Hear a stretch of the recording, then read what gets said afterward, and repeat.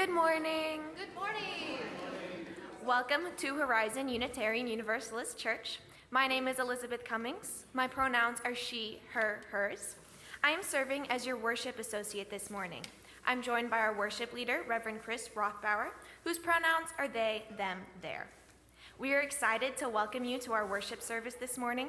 We're so glad to have you with us today, whether you're joining us in person or virtually, whether you're here for the first time, or whether you've been here for longer than you can remember. Here at Horizon, we welcome people of all faiths and of no faith in particular. Whoever you are, whomever you love, wherever you are on your journey, you are welcome among us. Please be our guest after the service for coffee and conversation in the fellowship hall. As a community, we also welcome the sharings of joys, sorrows, and concerns. You are welcome to fill out a joys and sorrows slip on the table near the Welcome Center, in the pockets of chairs, and on the joys and sorrows table in the front of the sanctuary. And/or you are welcome to light a candle. This can be done at any time before the service or in service from the beginning through the offertory. As we prepare for our service this morning, please take a moment to set your cell phone and other electronic devices to worship mode. We had an announcement from Lisa. Good morning. Good morning. Happy Mother's Day. Thank you. So I wanted to invite you all to join us after church today. We have our town hall, and our town hall is a preparation for the annual congregation meeting, which is next week, and I expect and look for you to be there next week because we have important things to share with you, such as the budget for next year and elections for people who will serve the church. So, and also a delicious coming-of-age lunch fundraiser next week. So the town hall is a great opportunity for you to interact with the board, to bring your questions. Maybe nice things would be good, bad things, just tell us what's going on, and we look forward to seeing you there. Our call to worship this morning is from the Reverend Daniel Cantor. Arriving on these shores of hope, abandon your cynicism, your despair, your short view of humanity. See beyond the horizon of setbacks and defeat. Let us together enter worship as if it was a new matter, a new day, a new chance at life.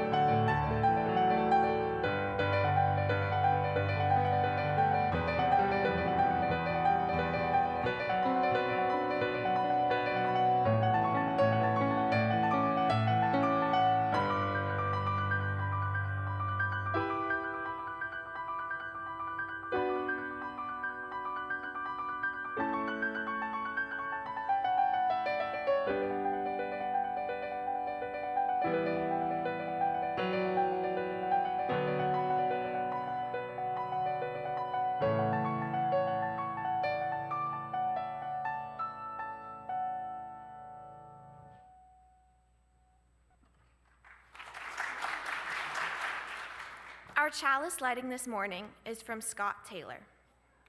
In the soft light of this flame, may our lives shimmer anew.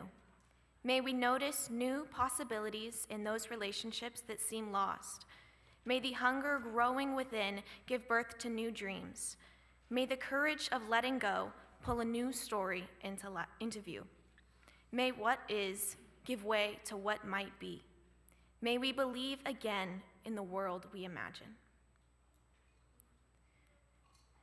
Each Sunday through the summer, we water the flowers we planted communally in our Earth Day ritual in April to remind us of the seeds we plant in community each time we come together at Horizon. Please join me in saying our watering words. You'll find them on the screen behind me. In colors bright and essence sweet, like flowers we blossom when we meet. O source of life, our song we raise. This beauty fills our hearts with praise. Please join me in our affirmation, which is printed on the back of your order of service and projected on the screen. Love is the doctrine of our church. The quest for truth is its sacrament, and service is its prayer. To dwell together in peace, to seek knowledge in freedom, to serve humanity in harmony with the earth. Thus do we covenant together.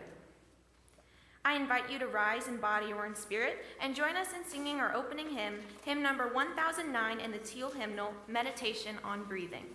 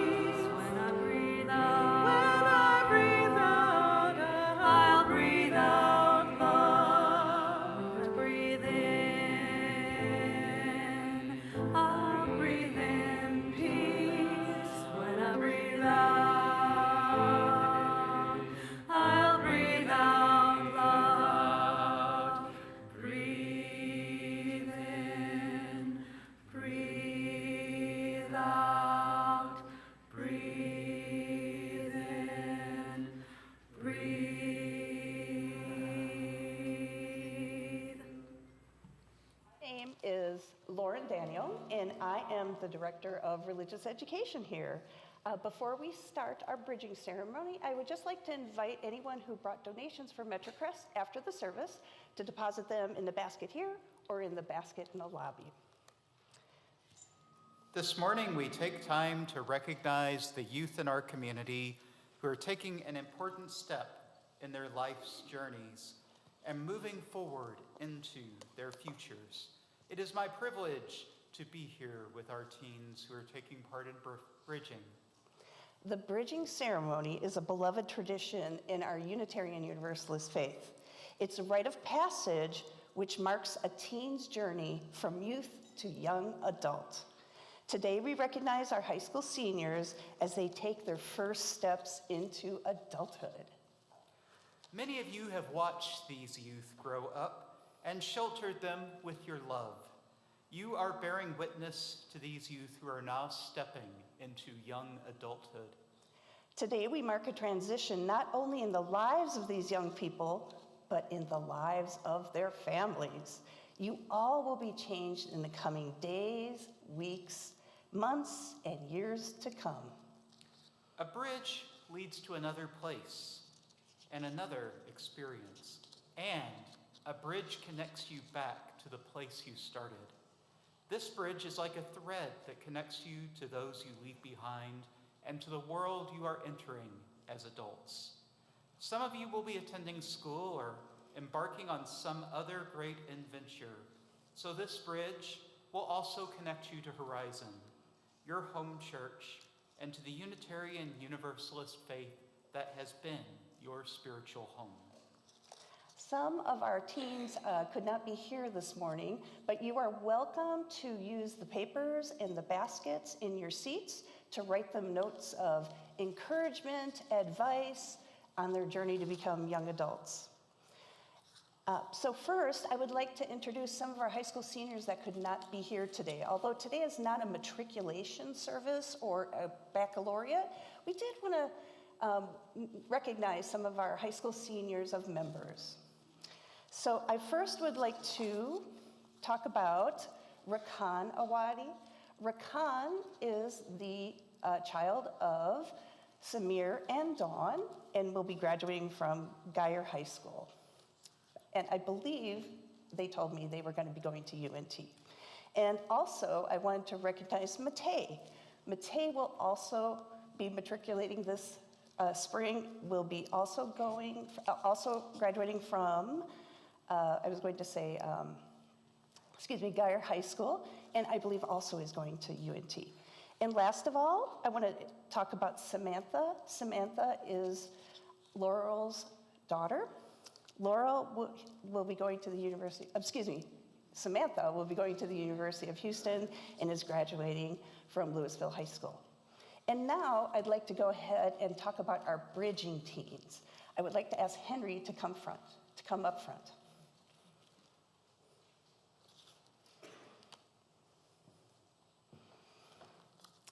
Henry is the son of members Holly and Todd.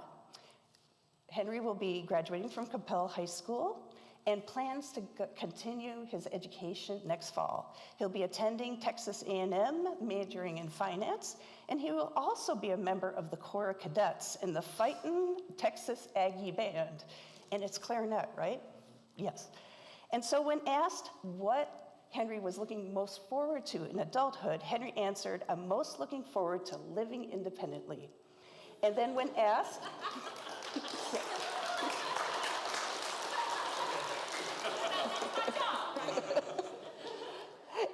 asked, how Henry was going to take the UU values from our church into the world, Henry answered, "I hope to bring my constant search for truth and meaning into my education, relationships, and worldview, and to continue to explore other cultures, faiths, and philosophies." Great. Congratulations.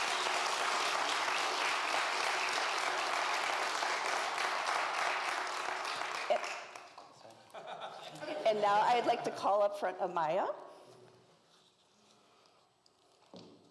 Amaya is the child of Saj and Alexis. Amaya will be graduating from Flower Mound High School and will attend college at the University of North Texas to pursue a career in, guess what? Music therapy. Not a surprise.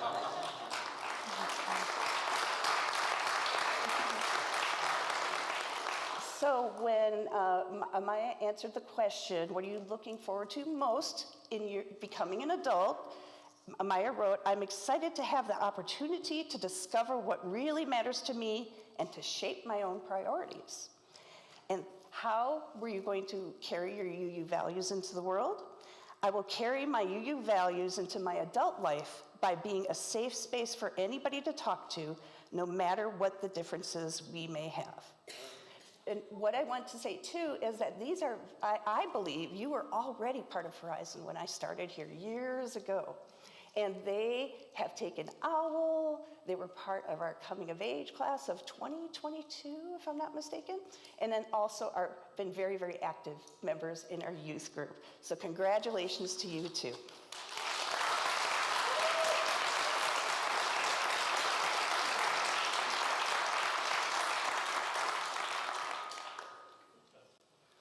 We have several gifts for you today, and Elizabeth is going to help me pass them out. The first is a rose. This rose is symbolic of Unitarian Universalism because when you were dedicated as a child, you were given a rose with thorns removed so you would be protected. But now you've come full circle, and the rose we present you to you today has thorns, symbolizing how you are coming into your own power and resilience when facing life's challenges. And for each of you, we have prepared a small box for your journey into adulthood. In it, you will find a chalice to take the light and warmth of this place with you wherever you may go, and notes from members of the congregation filled with wishes and wisdom for the next stage of your life. And now a blessing. We bless you today. May your minds be on fire with wonder and wisdom. May your heart be aflame with love for this life. May your hands be ignited with purpose, and may your spirit be aglow with courage and compassion. You are a light unto the world, and you carry our steadfast love with you wherever you may go. Will the congregation please repeat after me? We bless you. We bless you. We love you. We love you. May your life unfold with joy. May your life unfold with joy. Amen. Amen. A member of our young adult group would like to come up here and offer an invitation.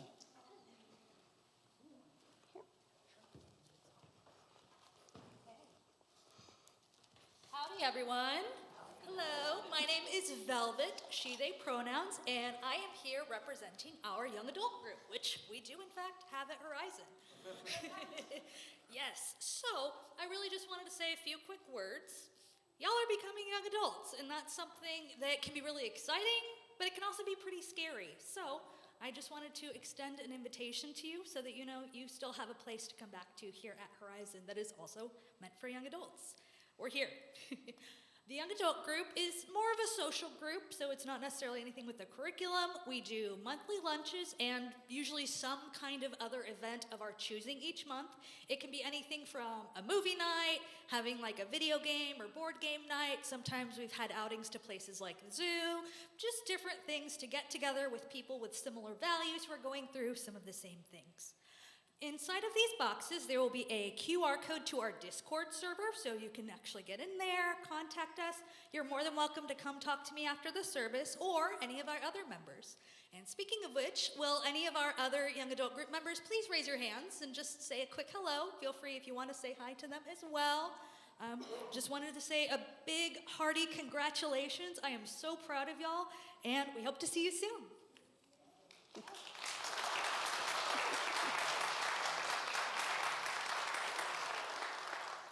So thank you, Velvet.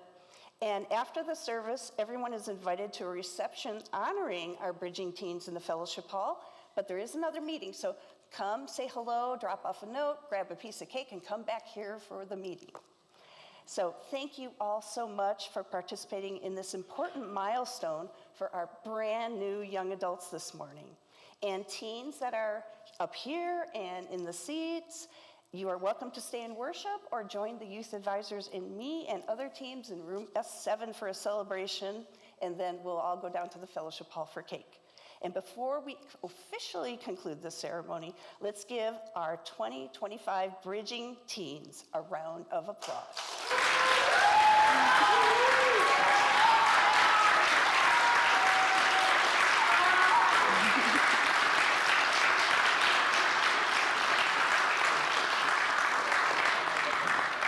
And now let's sing our children and our teens to their rooms.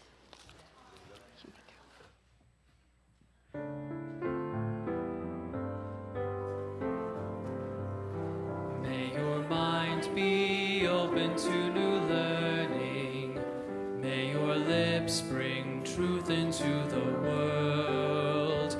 May your heart know love and your hands do the work of justice as you go your way in peace, as you go your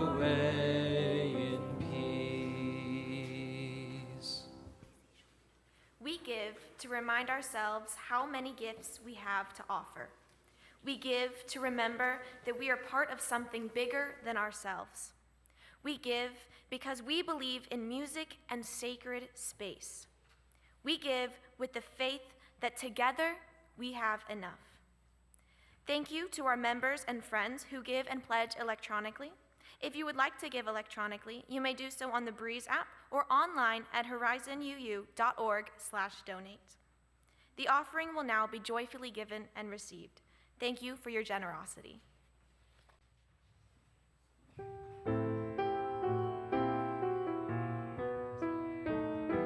For each child that's born, a morning star rises and sings to the universe who we are. For each child that's born, a morning star rises and sings to the universe who we are.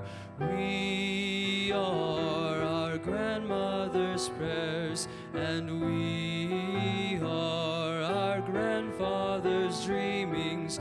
We are the breath of our ancestors. We are the Spirit of God. We are mothers of courage and fathers of time. We are daughters of dust and the sons of great visions. We're sisters of mercy and brothers of love. We are lovers of life and the builders of nations. We're seekers of truth and keepers of faith. We are makers of peace and the wisdom of ages. We are our grandmother's prayers, and we are our grandfather's dreamings. We are the breath of our ancestors. We are the Spirit of God. We are mothers of courage and fathers of time. We are daughters of dust and the sons of great visions. We're sisters of mercy and brothers of love. We are lovers of life and the builders of nations. We're seekers of truth and keepers of faith. We are makers of peace and the wisdom of ages. We are our grandmother's prayers, and we are our grandfather's dreamings. We are the breath of our ancestors. We are the Spirit of God. For each child that's born, a morning star rises and sings to the universe who we are. For each child that's born, a morning star rises and sings to the universe who we are. A reading from the Image magazine. Our society is grappling with a soul sickness that is ultimately an infection of our imagination. And this is crucial. The imagination is acquired. It is learned. It is neither instinctual nor universal. We don't all operate with the same sort of imagination. Rather, the imagination is a form of habit, a learned bodily disposition to the world. At the root of so many of our social ills today is not just what people believe or profess, but what they see at a glance. And that is the effect of how they've learned to see, their habits of perception. The way we reflexively imagine others is what truly shapes our actions in the world. Of late, many people have overwhelmingly been shaped by stories that portray others as threats and competitors, even stories that fundamentally dehumanize those who differ from us. My grandfather believed until the day he died that human beings never went to the moon. It was just ridiculous, he believed, that anyone would be able to figure out how to travel that far into space. A staunch anti-communist, ironically, he believed the narrative largely concocted by Soviet propagandists that Apollo 11 was scripted and filmed on a Hollywood stage by Stanley Kubrick, whose film 2001: A Space Odyssey was so realistic feeling to people of the older generation that it seemed plausible the government would be able to pull off such a fraud not only on the American people, but on the wider world. I tended to dissociate when he brought this up around me because I didn't understand it. I saw the evidence firsthand that humanity has indeed visited the moon when I was in 4th grade and visited the Kennedy Space Center in Orlando on a field trip. If they were faking it, boy, they built the Space Shuttle Discovery just to fool us. As I grew older, I realized that it really made no sense. Humans are really bad at keeping secrets.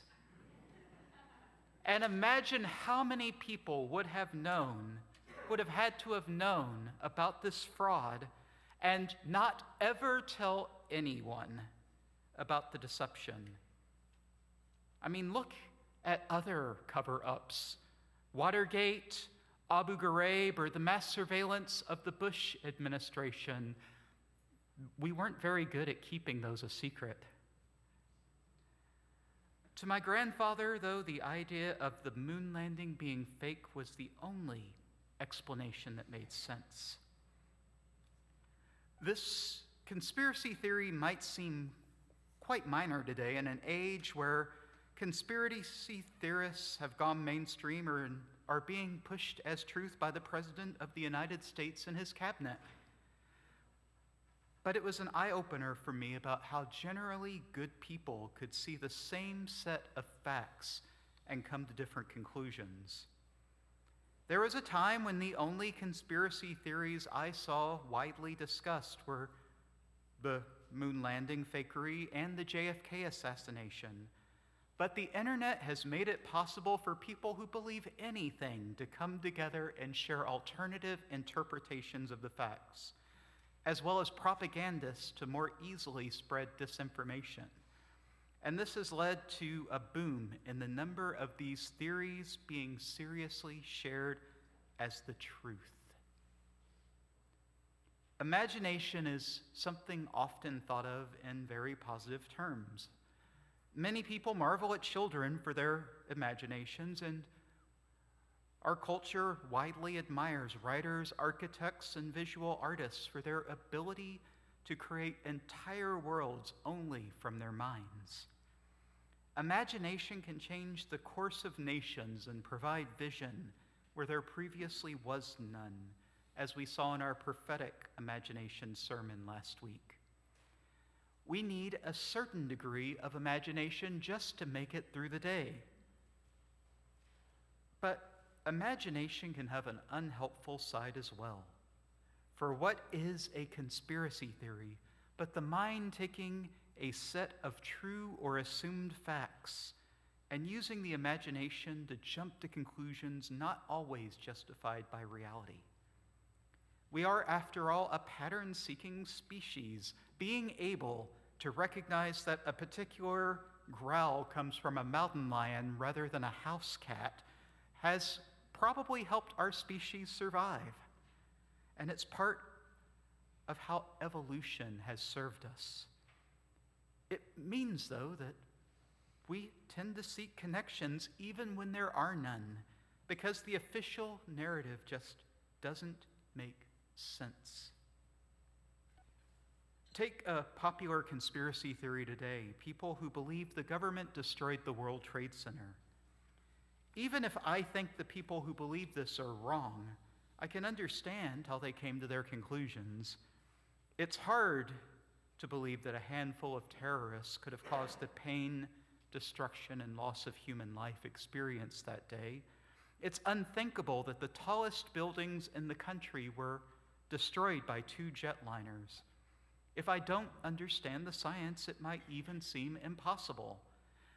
So the human mind goes searching for explanations, searching for patterns, and a person who already might not trust the government, seeing how much power the Bush administration seized in the aftermath, might be inclined to believe it was an inside job. But conspiracy theories are not the only times the mind goes running wild. Let's do a thought experiment for a minute. Have you ever gotten bad news and your mind automatically goes to the absolute worst of things that could possibly happen? I remember a television show when I was a kid where the plot centered around a doctor's office, leaving a message on someone's answering machine on a Friday afternoon just before close. This is an urgent message. Please call us back as soon as possible. The plot centered around the characters fretting the whole weekend, thinking they were about to get the news that one of them was dying.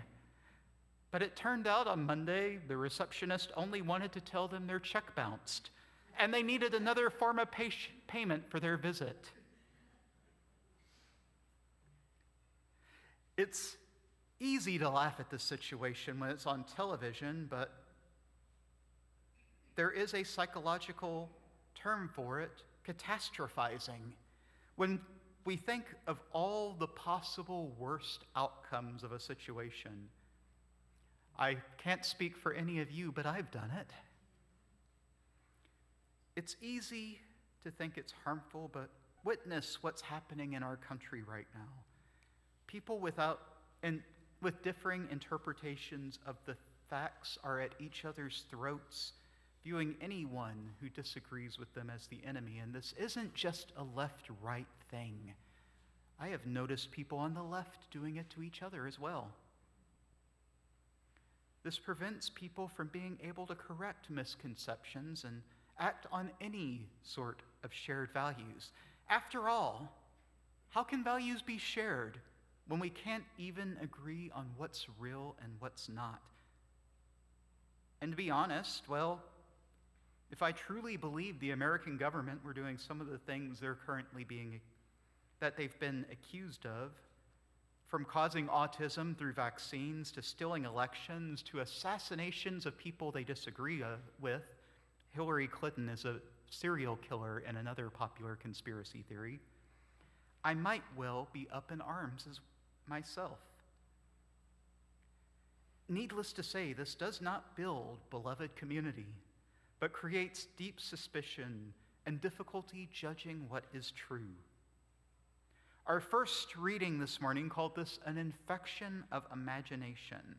We learn to view things in a certain way, and this influences our perception of the world. But it doesn't have to be this way. If this infection is learned, it can be unlearned as well. And I believe that to be crucial work for anyone interested not only in building beloved community, but in saving our democratic institutions. After all, a populace that can be fooled into believing whatever the next con artist has up their sleeve is capable of believing anything. And as the old country song goes, you've got to stand for something or you'll fall for anything. Would you please join me in singing our Doxology? You'll find the words projected behind me.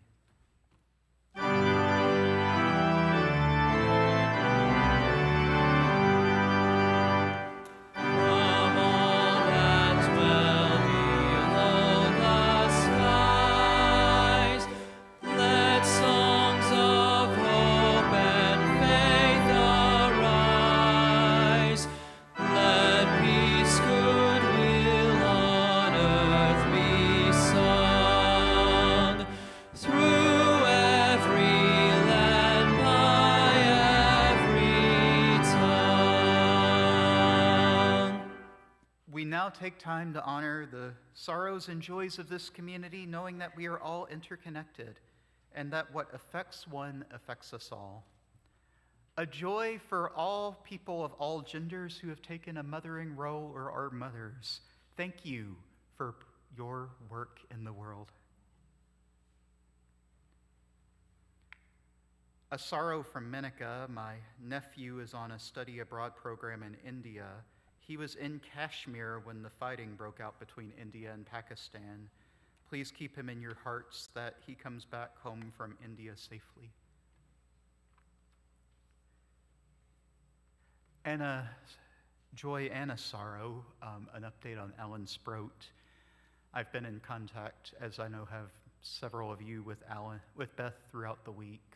She and the boys continue to be at his bedside. He continues to be largely unresponsive, which the doctors are telling her could be a normal sign from the surgery that he's been through. They've gotten some hopeful signs this week. He opened his eyes yesterday and looked at the three of them. So she's continuing to be optimistic and asks for your continued prayers. And she's asking for no visitors at this time until he gets a little better. And we light one more candle this morning to honor all the joys and sorrows which have gone unspoken and reside only in our hearts.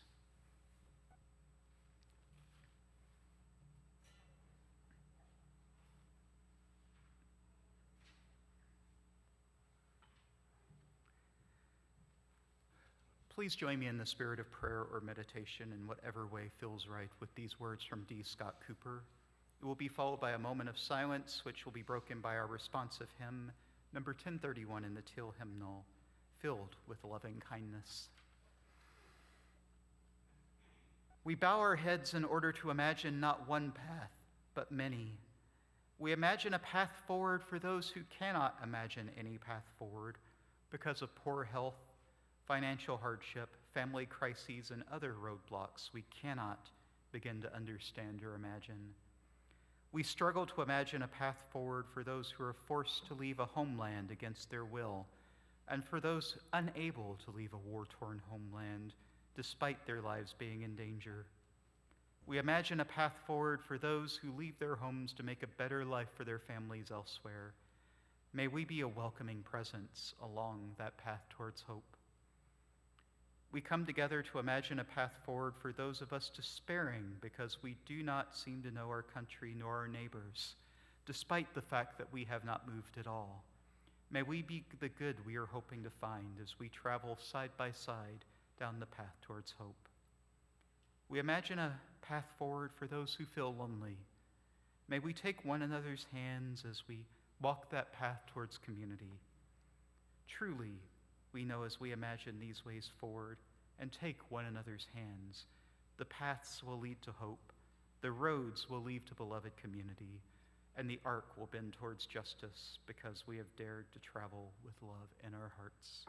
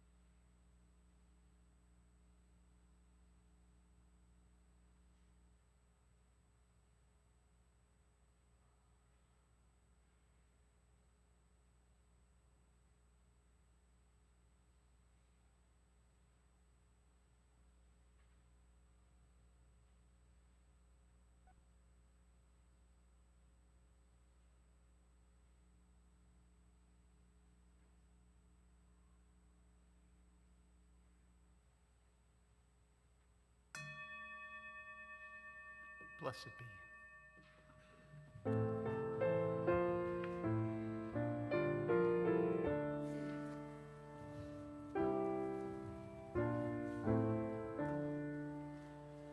May I be filled with loving kindness.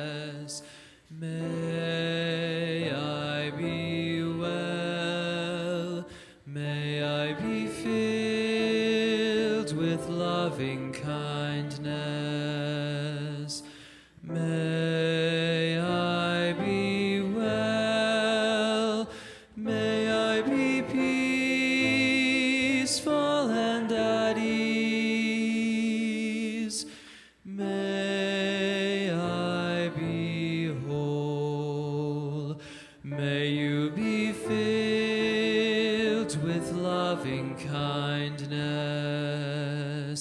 May you be well, may you be filled with loving kindness. May you be well, may you be peaceful and at ease. May you be whole, may we be filled with loving kindness. May we be well, may we be filled with loving kindness. May we be well, may we be peaceful and at ease. May we be whole. A reading from Michelle Collins. I watch and read the news with trepidation these days, never sure what new twist or challenge might emerge, never sure what new directive might get announced. I imagine the worst and prepare for it in my mind, as if worry were a form of protection. My imagination is not necessarily my friend. And yet, I know that imagination is also how we dream of something better. If I can imagine worst-case scenarios, I can also imagine resistance, resilience, and hope. Perhaps my imagination is not necessarily my friend, but maybe, just maybe, it can become my ally.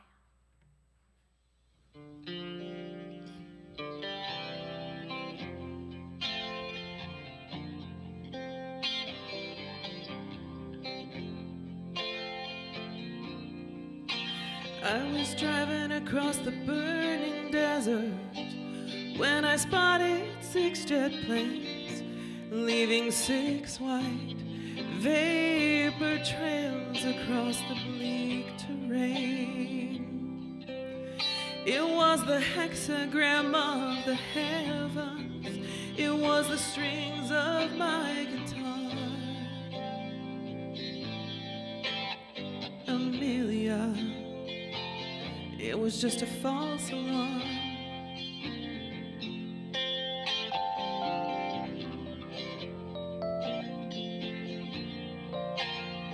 The drone of flying engines is a song so wild and blue. It scrambles time and seasons if it gets through to you. Then your life becomes a travelogue of picture postcard charms. Amelia, it was just a false alarm.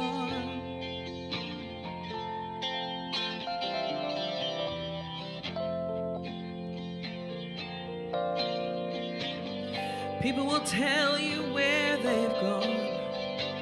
They'll tell you where to go.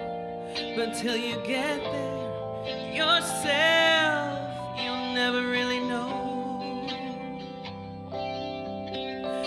Where some have found their paradise, others just come to harm. Amelia, it was just a false alarm.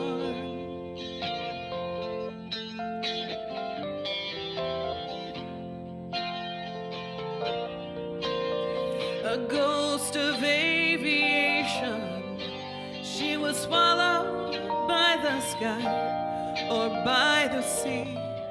Like me, she had a dream to fly, like a caress ascending on beautiful foolish arms. Amelia, it was just a false alarm.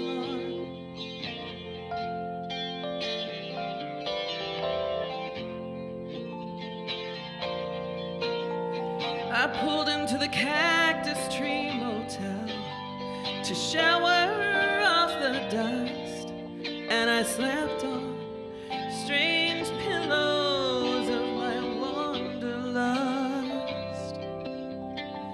I dreamed of 747s over geometric forms.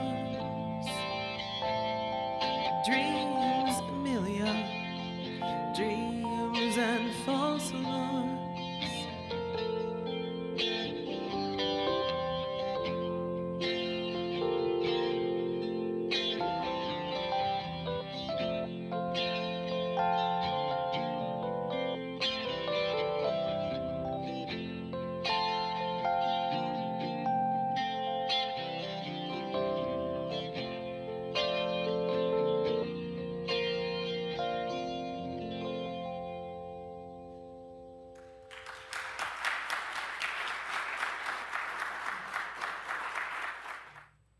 Here's the catch to what I've been saying this morning.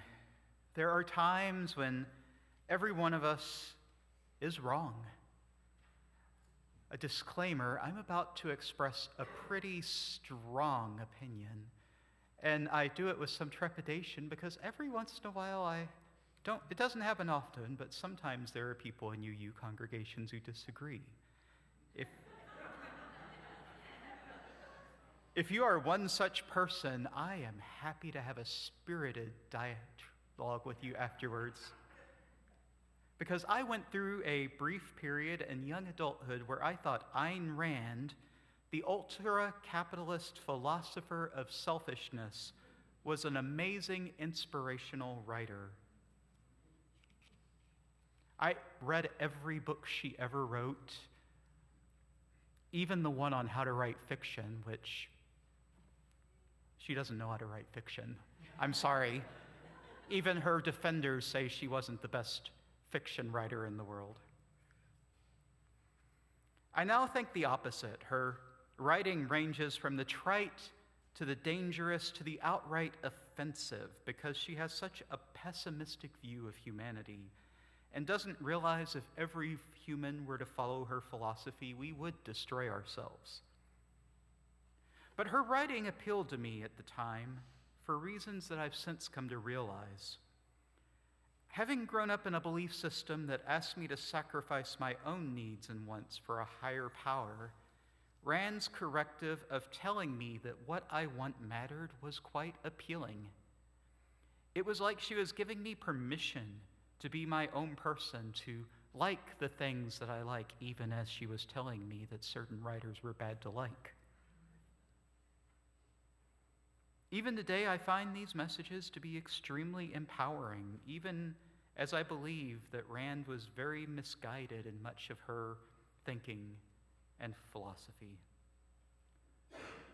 What happened was that I entered university and started bringing what I already knew into dialogue with other philosophies and systems of ethics. Boy, for a person who hated Kant, she sure didn't understand Kant. I began to realize that selflessness and taking care of oneself didn't need to be in conflict with one another. As I read writers like Audre Lorde and Adrienne Marie Brown, I learned about how important it is to do the things that I love, those things that bring me pleasure, that this isn't selfishness, but it's necessary to building a more just and compassionate world. In my thinking, in my experience, there are different ways to approach the things I know. One is to assume I'm an expert and I can't be mistaken, which will keep me from being able to hear other possibilities on what could be true. Psychologists David Dunning and Justin Kruger further point out that people with this attitude are often the ones to know the least about a particular subject. That if you want to know who the dumbest person is in the room, look for the most confident in what they know. These are the ones you shouldn't be listening to in the first place, but their arrogance about what they know keeps them from being able to imagine more possibilities about what may be true. They call this the Dunning-Kruger effect, if you ever see it referenced. Another way is to have a sense of humility about what I do and do not know. I know that I have been wrong about things before, and it might be, even as I'm speaking these words, that I'm wrong now, and one of you will convince me that Ayn Rand was a great writer. You'll have to do a lot to convince me, but it's there. Granted, there are things I'm pretty confident I'm not wrong about, such as that the world is round and that compassion is one of the greatest virtues and a way we can live justly in community. But most things I'm not that certain about. Maybe I just don't have all the facts yet, or I've misunderstood something in my logic. This leads to what I believe is the greatest antidote to infections of imagination: community. When we are in community, it is possible to together imagine things we otherwise might not have been able to. Like I was able to gain new perspectives on taking care of myself when I was able to dialogue with more sources. So when we come together, it becomes possible to imagine what could not have come alone. This is the meaning of accountability, testing our thoughts and actions with others to discover together new ways of living. In times like this, when it's possible to turn on the news and be surrounded by nothing but bad news, I think I can count on one hand the number of good news I heard this week.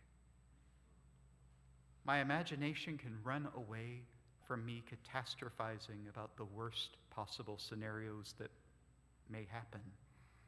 As Michelle Collins says in our second reading, I imagine the worst and prepare for it in my mind, as if worry were a form of protection. And yet, my friends, the worst has never happened, at least not yet. We are still here, and that means more is possible. That means there is still hope and there is still a way forward, if only we can imagine it. None of us has the entire truth, but when we come together, it's possible for our different ways of seeing the world to come together in dialogue, to become more together than they could have possibly been alone. That's why I'm a Unitarian Universalist. I like to say that's the reason you all give me a minimum 12 Sundays off a year, so that you can hear other voices but mine. I'm grateful to have found our movement as a faith home, but I'm even more thankful for the way I've been transformed for the better by so many people I've met in our congregations, our seminaries, and our denominational events. The person I am today would be unrecognizable to my younger Ayn Rand worshiping self. And for that, I have nothing but awe for how engaging in acts of creative imagination with my fellow Unitarian Universalists has changed me. As Collins says, I know that imagination is also how we dream of something better. If I can imagine worst-case scenarios, I can also imagine resistance, resilience, and hope. Together, we can imagine the ways that will build beloved community, a more just world. And this is the antidote to hopelessness, catastrophizing, and the solipsism so prevalent in our national dialogue at present. Now, it's beyond the scope of this sermon to examine in detail what those more generative forms of imagination will look like. But I believe they will reflect an ethic with love at the center. Because if there is anything I have learned from our faith, it's that the illusion that I am the center of the universe is only partially true. We're all the center of the universe, all of us, and the world, and the animals, and the plants, and all living beings. And with an ethic of love, we'll find what we each need to thrive. In the end, what will be left is to imagine the world as it might be. As Michelle Collins says, perhaps my imagination is not necessarily my friend, but maybe, just maybe, it can become my ally. And in today's age, we need as many allies as we can get. May it be so. We extinguish this flame, but not our commitment to welcome radically, love boldly, grow spiritually, and serve courageously. This we do because we envision a beloved community filled with compassion, helping all to thrive in a just world. I would like to invite you to rise in body or in spirit and join us in singing our closing hymn, hymn number 1012 in the Teal hymnal, When I Am Frightened.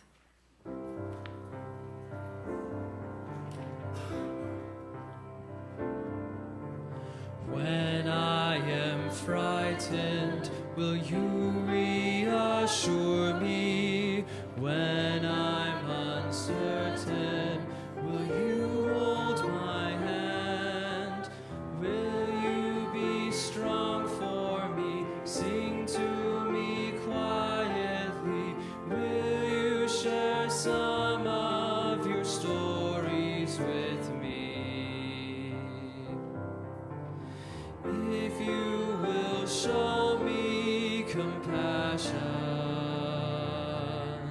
then I may learn to care as you do.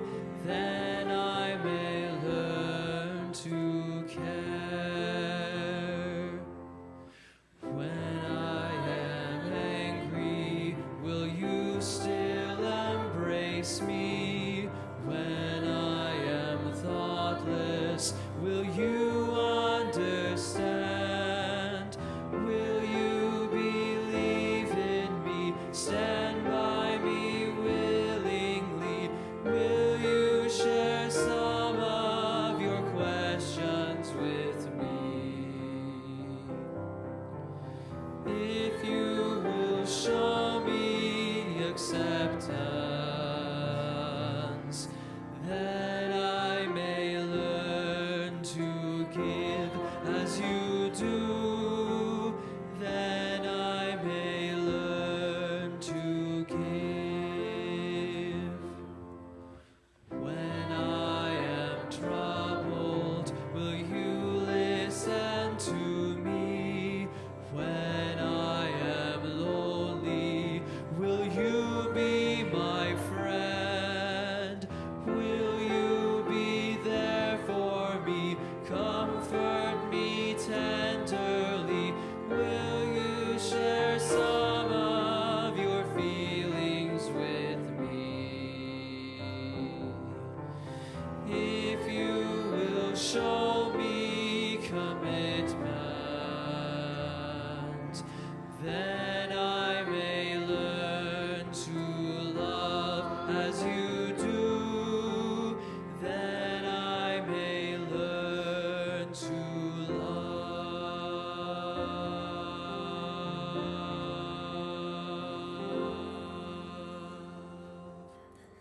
Our benediction is by John O'Donohue. May your imagination know the grace of perfect danger to reach beyond imitation and the will of repetition, deep into the call of all the unfinished and unsolved, until the veil of the unknown yields and something original begins to stir toward your senses and grow stronger in your heart. We take the fire within us and share it with others as we go. Amen. Blessed be